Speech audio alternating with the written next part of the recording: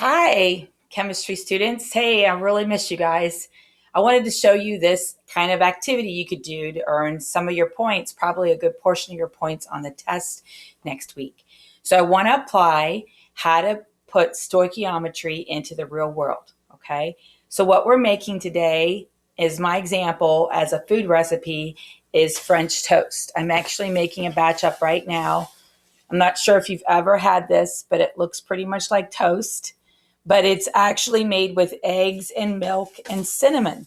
So I want to just give you an idea how you can apply it. So if we look at the recipe, okay, for French toast, okay, you soak bread with milk and eggs to cook like pancakes, okay? And you need 1 egg and 1/4 cup of milk and a half teaspoon of cinnamon. And then also, I forgot to write in 4 pieces of bread. 4 pieces of bread. Okay. So what we're doing is you're going to use an egg, 1/4 cup of milk, 1/2 teaspoon of cinnamon, and 4 pieces of bread. And my question on the practice quiz is, and you can answer this on the quiz, okay, is if I have a family where I need 18 pieces of bread, how many eggs would I need? Okay. And you guys can try to answer that possibly also in your question, but also tell me what you're going to do. You don't have to do French toast if you don't want to. You could do s'mores. You could do nachos. Let me show you here what I have ready. Okay. You could do peanut butter and jelly, peanut butter and jelly. See my peanut butter and jelly. You could also do nachos with salsa, peppers, cheese. If you want to do peppers and cheese, sorry for my bad aiming right now. Cheese with nachos, okay? And so you could have all these ideas. You could even do some type of cereal with like Rice Krispie treats. So let me show you some examples. You could do s'mores with chocolate, graham crackers, and marshmallows. You could do cereal treats with any kind of cereal, marshmallows, and butter. You could also make nachos with chips, cheese, and peppers and salsa. You could also make a batch of cookies. So if you like to make a batch of cookies, you could do that.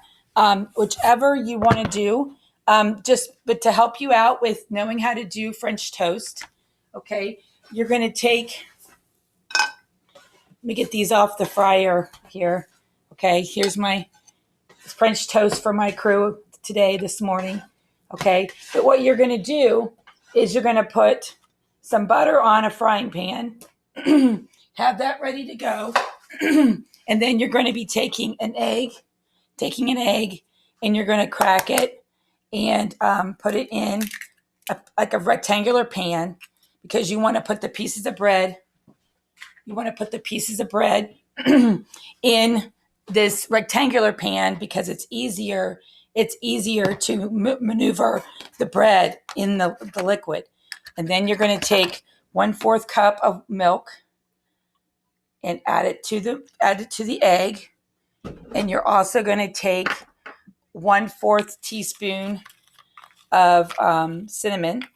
Now it also calls for vanilla, but it's not necessary. You don't have to have the vanilla, okay?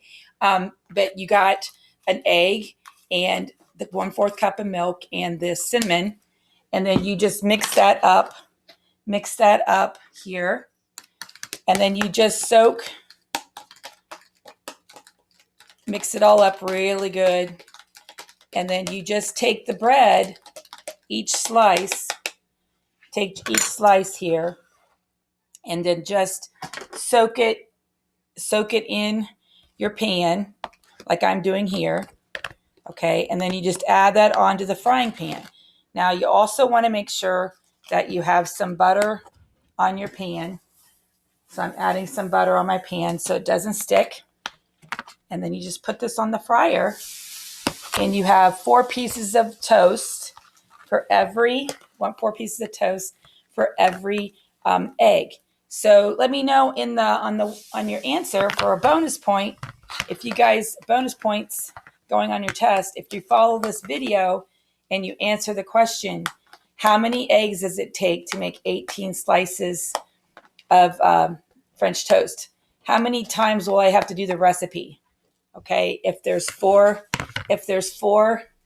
slices for each egg. Okay, let me know and write in your answer what is going to be your food experiment with your family.